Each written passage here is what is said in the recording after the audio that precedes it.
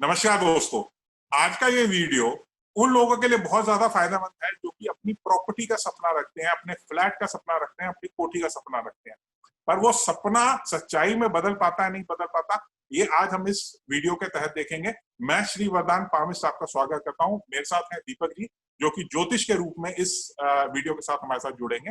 और मैं आपको ये बात याद दिलाना चाहता हूं कि ये कॉम्बो कंसल्टेशन यानी कि पामिस्ट्री और एस्ट्रोलॉजी आप एक साथ ले सकते हैं अपने घर के अंदर बैठ के, और इसके अंदर आपको कहीं जाने की जरूरत नहीं है। आप ऑनलाइन कंसल्टेशन ले सकते हैं अपनी स्पेसिफिक प्रॉब्लम्स के लिए, जो कि ये हमारे ऐप के थ्रू आप हमारे ईमेल आईडी पे हमें कांटेक्ट कीजिए और उससे अपॉइंटमेंट लेके आपके जो भी प्रश्न होंगे और एक जो पर्सनलाइज रेमेडी होती है वो आपको दी जाएगी। चलिए मैं जल्दी से शुरू करता हूँ।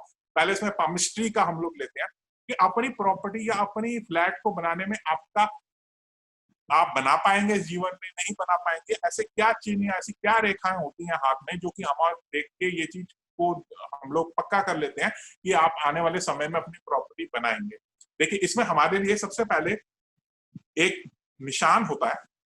देखिए, ये जुपिटर माउंट है, इस पे एक निशान यानी कि एक चतुर्भुज स्क्वायर का निशान, ये रेक्टेंगल भी हो सकता है, पर एक जो चतुर्भुज का निशान अगर आपके जुपिटर माउंट पे है तो ये निस्संदेह आपको बहुत ही धन दौलत देने वाला है।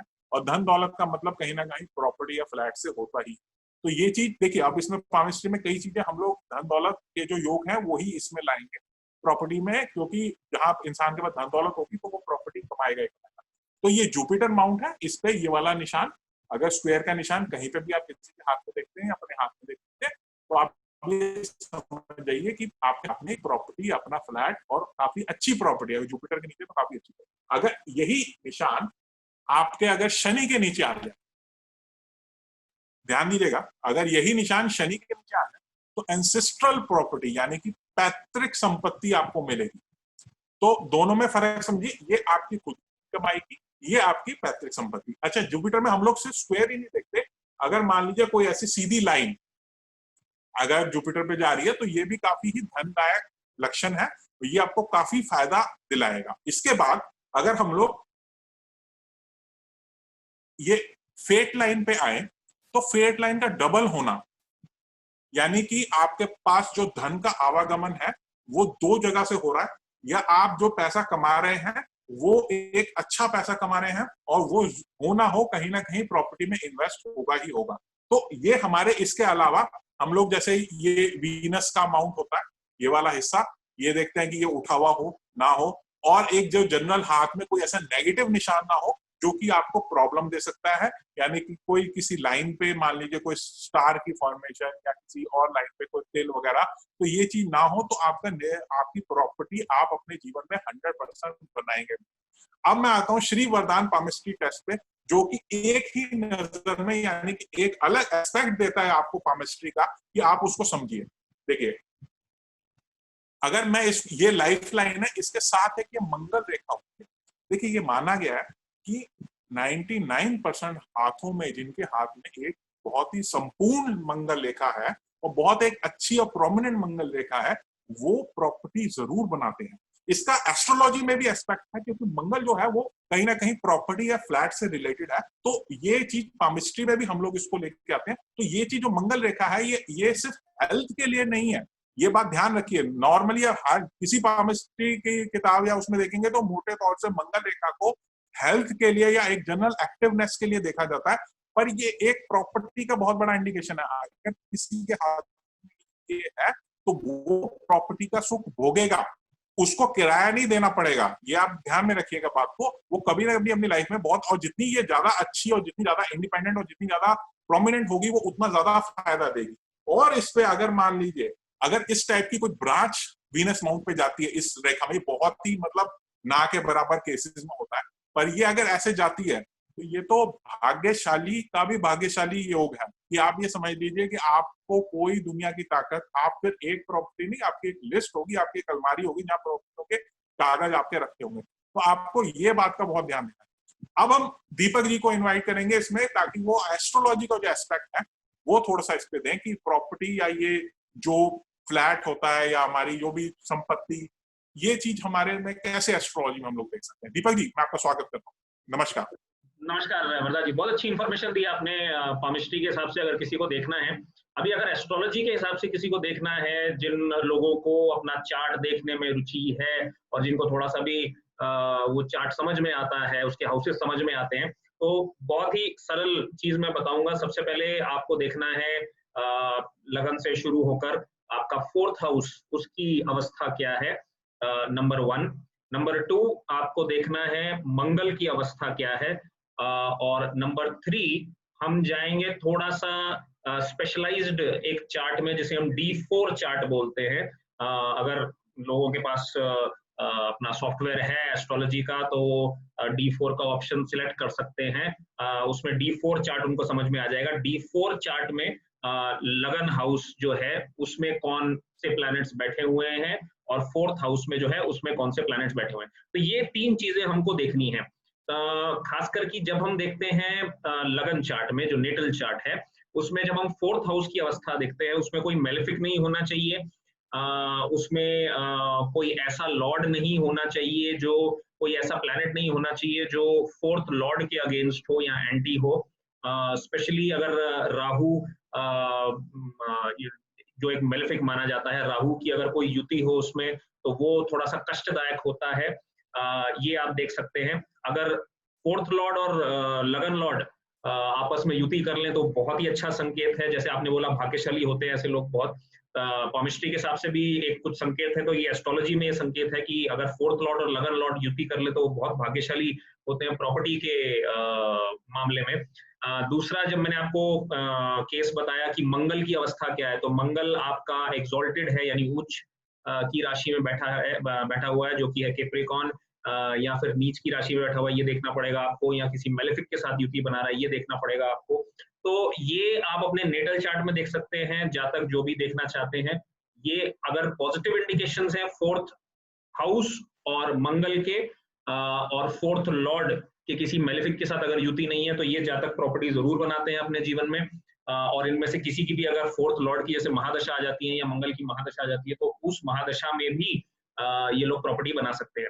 और तीसरा जो मैंने आपको बताया D4 में लगन में बैठे हुए प्लैनेट्स और फोर्थ हाउस में बैठे हुए प्लैनेट्स, ये आपके प्रॉपर्टी कारक भी माने जाते हैं। तो जब भी इनकी महादशा या अंतरदशा में कभी भी ये आते हैं, तो ये आपको प्रॉपर्टी का योग जो है, प्रॉपर्टी का सुख जो है जरूर देंगे। आप एक बुकिंग जरूर करेंगे अपनी। जी जी दीपक जी, इस बार थोड़ा सा वीडियो फॉर्मेट में चेंज करेंगे हम लोग, क्योंकि कुछ ना जो देखने वालों के दर्शकों की, कोई सब्जेक्ट बहुत बड़ा है, तो मैं कुछ ऐसी कंडीशंस आपसे पूछना चाहूंगा कि उसमें एस्ट्रोलॉजी में क्या अनुसार से आप किस तरह से गाइड करेंगे, जिसमें जैसे मान लीजिए पहली कंडीशन, जो कि अभी काफी हद तक देखा गया है पीछे, कि कई बिल्डर होते हैं वो कुछ लीगल डिस्प्यूट में फंस जाते हैं, या मान लीजिए कोई ऐसी आपस में बिल्डर का कोई झगड़ा हो जाता है बायर के साथ, या कोई सेलर और आपस में पेपर्स क्लियर नहीं होते हैं।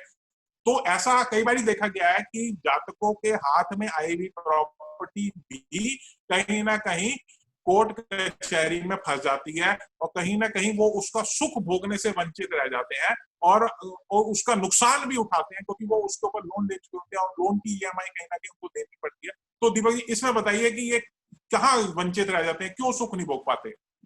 ये बहुत ही अच्छा आपने क्वेश्चन पूछा, और ऐसे हमारे पास केसेस भी आ चुके हैं। अगर आपको याद हो, ये जो एक चीज बहुत से एस्ट्रोलॉजर्स जो है मिस कर देते हैं, फोर्थ हाउस देख लेते हैं, मंगल की अवस्था देख लेते हैं, D4 चार्ट भी देख लेते हैं, लेकिन जो नहीं देखते वो ये है कि सिक्स्थ हाउस या सिक्स्थ लॉर्ड, या फिर सिक्स्थ हाउस का कारक जो है सैटर्न, वो क्या कर रहा है पूरी कुंडली के अंदर, ये देखना भूल जाते हैं। तो जब भी ऐसा कुछ योग बनता है जहां पे सिक्स्थ लॉर्ड, सिक्स्थ हाउस हमारा एक डिस्प्यूट का जो है हाउस माना जाता है, लीगल केसेस का हाउस माना जाता है, लीगल डिस्प्यूट सब वहीं से देखते हैं। तो यहाँ पे अगर मंगल या फोर्थ लॉर्ड या इसके लॉर्ड की फोर्थ हाउस के साथ में कोई ना कोई युति हो, या कहीं ना कहीं कोई योग बन रहा हो, तो वहां पे हमको ये बहुत केयरफुली देखना पड़ता है कि जो प्रॉपर्टी, बेशक जो है जातक लेने जरूर जाएगा, लेकिन कहीं ना कहीं कष्ट उसको झेलना पड़ेगा प्रॉपर्टी से रिलेटेड। कुछ बहुत से केसेस होते हैं कि प्रॉपर्टी आपने ली और एकदम उस पर डिस्प्यूट हो गया, केस हो गया, भाइयों के बीच में डिस्प्यूट हो गया, तो ये सब हमको 6th हाउस और 6th लॉर्ड की जो है अवस्था देखनी बहुत जरूरी है उसमें। तो वो एनालिसिस बहुत लोग मिस कर देते हैं। ये भी आपने बहुत अच्छी चीज पूछी, हमको करना चाहिए जरूर। जी। तो एक और जो कंडीशन जो बहुत ज्यादा मानी जाती है कि देखिए हर साल कोई ना कोई प्रॉपर्टी मेला लगता है, हर साल क्या कर लीजिए हर दूसरे महीने कहीं ना कहीं आपको कोई ना कोई ईमेल आती है कि ये जाके प्रॉपर्टी बुक कीजिए, पूरे पूरे पेपर में ऐड आती है, लोग वहां पे भीड़ की तरह जाते हैं, बुकिंग भी कराते हैं, पर वो फ्लैट में रहने लायक अपने आप को नहीं बन पाते। कहीं ना कहीं वो जो कहानी है वो बुकिंग और कुछ इंस्टॉलमेंट के बाद कहीं ना कहीं अटक जाती है। यानी कि ऐसा नहीं है कि इनकम नहीं आ रही है, बट वो पर्सन के पास और कोई चारा नहीं होता है, हो सकता है शायद उसके खर्चे ज्यादा बढ़ जाते हैं, या उसको एक बीच में जाके एक प्रॉपर्टी को मतलब वो सुख नहीं भोग पाता, वो सिर्फ पेपर पेपर में रह जाती है और बीच में ही बिक जाती है प्रॉपर्टी, और वो कोई और दूसरा बंदा उस पर्सन या उसमें रह रहा है या उसका सुख भोगता है। तो इसका भी क्या कारण है कि मतलब ये बात बनते बनते रह जाती है। ये एस्ट्रोलॉजर का डायलेमा आपने जो है वो टच कर दिया है एकदम। क्योंकि अभी तो मैंने इससे पहले आपको 6th हाउस का बताया था जो कि डिस्प्यूट्स है। 6th हाउस के एकदम सामने यानी 7th फ्रॉम 6th हाउस जिसे हम बोलते हैं वो होता है 12th हाउस, जिसे हम व्यय का खाना, व्यय का जो है कोष मानते हैं। 12th हाउस का भी कारक शनि है। आपको ये भी देखना पड़ेगा क्योंकि शनि की अवस्था क्या है।